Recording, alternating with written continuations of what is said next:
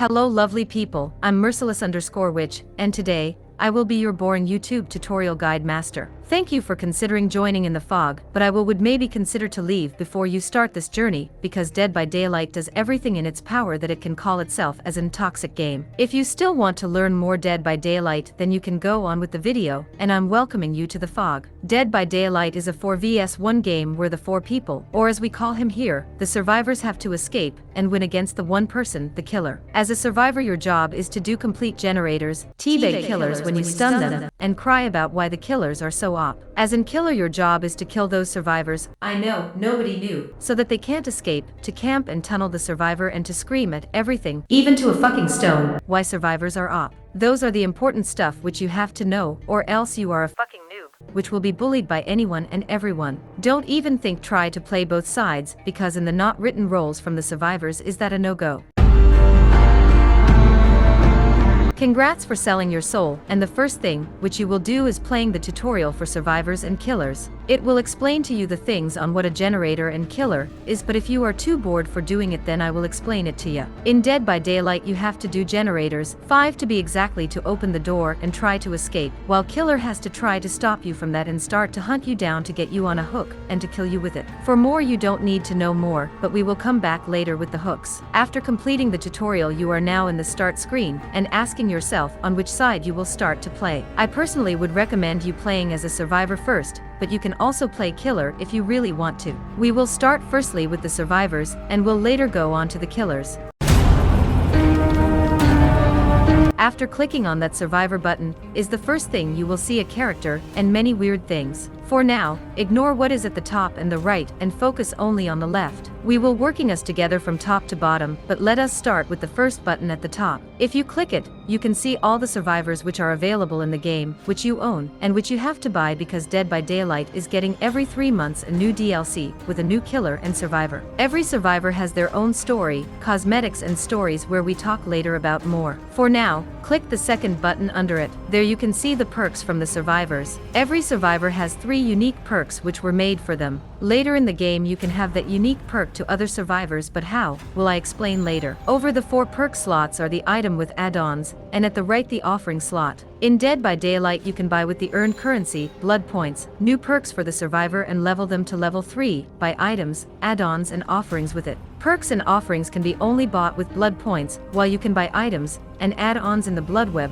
or finding them in chest in a round of the deadliest hide and seek game. Please click now to the button which looks like a web from a spider. This is called the blood web, where I already told you a few seconds ago. If you complete 1 blood web, you will level up your character. Later in the blood web a thing, which is called the entity, who is trying to steal perks, items, add-ons and offerings from you. So you will have to be careful on what to buy and how to buy. Also, before going on to the next point, I want to introduce you to some rarities. Shit brown, which is common, piss yellow for uncommon, toxic green for rare, alien purple for ultra rare, and bloody red for super ultra duper wow deluxe pro rare. For perks there are only piss yellow, toxic green, and alien purple, but for anything else there will be also shit brown and bloody red. If they are rarer they are better, so keep that in mind. Moving on to the next button, you will see your skins, because yes, there are also skins which you can earn or buy in Dead by Daylight with sharps and aura cells. Sharps will be collected automatically in the game for just playing the game and leveling up, while aura cells will only be buyable. You also see some other slots for charms, but they are doing nothing yet, they just exist to show you how much money you wasted in DBD. Before we are moving on the shop, I want to show you which survivor could be good for losing your first rounds and which not. In the following scene you can see which survivor is strong in what,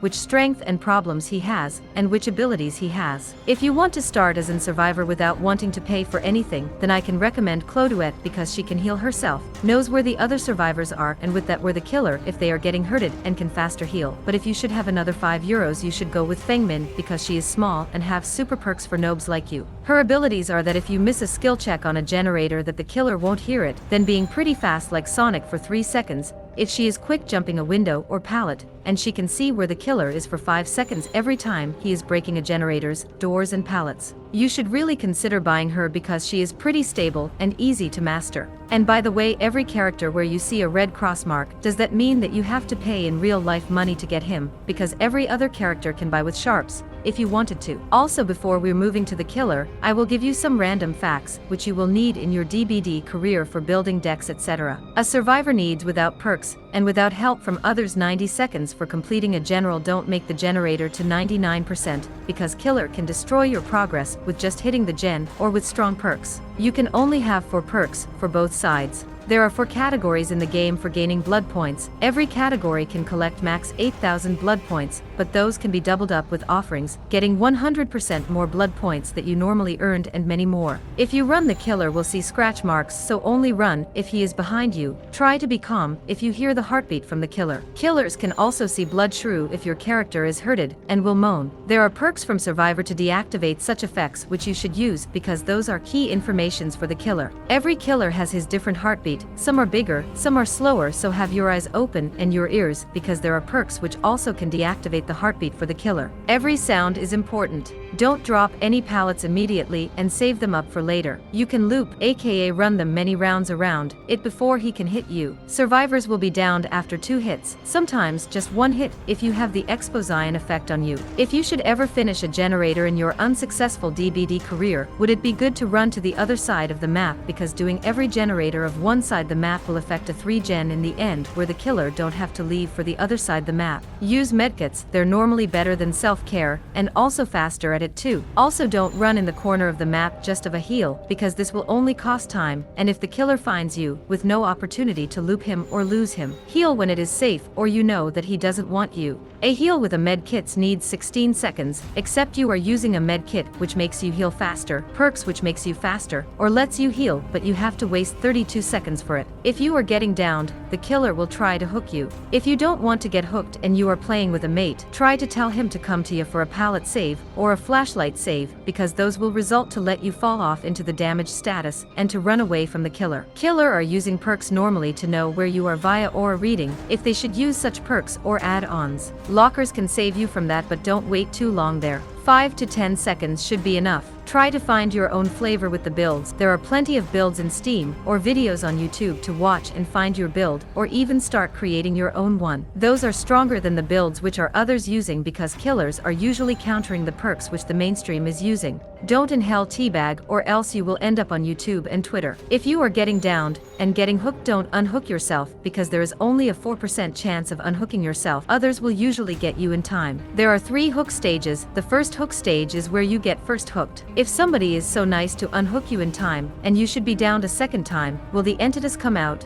and you have to try to fight it. If a survivor is so nice enough to unhook you, you should be more careful now, because the third hook will be your last, and you will die of it. Sometimes your mates are stupid and will came at the second stage, because there is a timer. For every stage 60 seconds. If the killer is camping, don't stand there and do hooks. Campers won't move till its sacrifice is dead. Do generators, if you have enough time yet. Sabotaging a hook will only make the hook 30 seconds sabotaged, sometimes longer if you have the right tools with you. This sounds a bit tricky, but I would be careful to watch other YouTubers, because some of them are pretty toxic and ruining the community in a way which I don't want to explain here, because I have already made several videos for it. Good YouTubers which you can always watch without turning into a man-child are Nigus, Spookjukes, Dead by Tactics, Holly Esther, DBD Leaks, As Moves, Boosted Composer, Choi, SM Winter, Das Food, Drank Some Water, Krugozor, NOCI, Saifzak, Stucky BOI, Spooky Loops, Trukitov, The Zion, Storm, Manface J, and of course Merciless_Witch. I will leave links to the channel down below if you need to get fed good DBD content which won't cry at everything. Opening a door needs 20 seconds, except there are perks from the killer which are making it longer. Since a few weeks there are called boon totems in the game which survivor can set up to heal, and stuff like that. But if the killer is always coming back to that totem, please stop it then, because you will need the time for doing generators. They are perks from survivors, but just to let you know. But I think that was it from the survivor side. Let's switch to the killer side. Okay, the good news is, it won't be so long with killers, because we don't have you to introduce you into things like items here, just with the little information that every killer have his own power, which means for every killer there will be different add-ons which can heavily change of the style how you have to play the killer. Also, every killer has its own mechanic, and some killers are working with other perks differently, aka better or worser, so there is no room for that setup which will ruin the survivor. The thing is, there are so many abilities right now to choose as a killer that I can't tell you which you should play as the first, because they all all have their different weaknesses, how fast there are and more, so my tip here is for trying out everything and stick with it with the killer which you maybe like. Also information which could help you is to maybe make your profile private, or at least make the comment section to only on friends, since many survivors are getting pissed nowadays if they don't win. Also, some killers are faster or slower than others, but the base speed is normally 4,6 ms/s. Since I already explained so much in the survivor sanction from this video, will I also now throw many facts on you which you should know so that you at least get a chance of killing someone. Here we go. Try to get perks which are degenerate progress from the survivor. You need the time because else they will gen rush the hell out of you. If you are playing a killer which can trap stuff, try to trap the killer houseas first, because this is one of the strongest loping in the game, which can guarantee you a loss if you don't get this perfectly done. Don't chase a survivor too long because this will result that you losing generators. Try to focus on the weakest one, because the strongest one can't do generator if they are the only one left in the game and is getting chased from you. Survivor can stun you and blinding you with a flashlight. If you are playing with a good headset, you will still hear where they are running off, so please play with a headset. Be careful of dead hard because this can give them time. Dead hard is a perk where they dodge a hit perfectly when it isn't in a hand from a noob. Survivors are mostly using DS, so don't tunnel the person immediately except if you know that he tried to heal himself or touched a generator, because then their DS can't be used anymore. DS will be activated for the first minute after being unhooked. Try to get a 3-gen. A 3-gen is that the last 3 survivors are in your area and are pretty close. This will give you a huge advantage and will snowball the survivors pretty hard. Camping secures a kill but can cost to 3 generators if the survivors are smart. Only camp if you know that there is a survivor in the near and try to find this survivor. Be careful of a survive with friends group because they have a 5th perk which is called Discord.